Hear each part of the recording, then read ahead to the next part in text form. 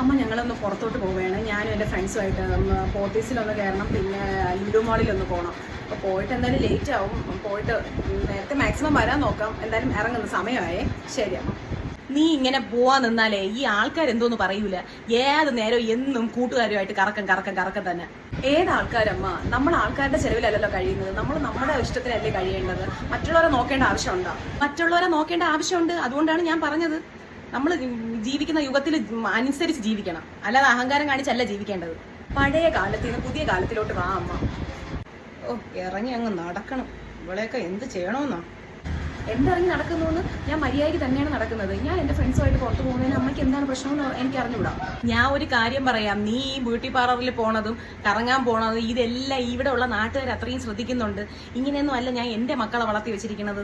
പിന്നെ ഒരു കാര്യം, എൻ്റെ അടുത്ത് എന്തെങ്കിലും പറയാനുണ്ടെങ്കിൽ അത് എൻ്റെ അടുത്ത് പറയണം, മറ്റുള്ളവരുടെ അടുത്തല്ല പറയേണ്ടത്. നീ എന്തോന്നടി പറഞ്ഞത്? ഒന്നുമില്ല, ഞാനൊന്നും പറയുന്നില്ല. ഞാൻ എന്തായാലും പോയിട്ട് വരികയാണ്. എനിക്ക് എന്തായാലും പോകണം. എന്റെ ദൈവമേ, നാട്ടുകാരെല്ലാം നോക്കണം, കിടന്ന് ബഹളം വയ്ക്കണം. എന്നെ നാണം കെടുത്തിക്കാനായിട്ട് കിടന്ന് ബഹളം വയ്ക്കാതടി.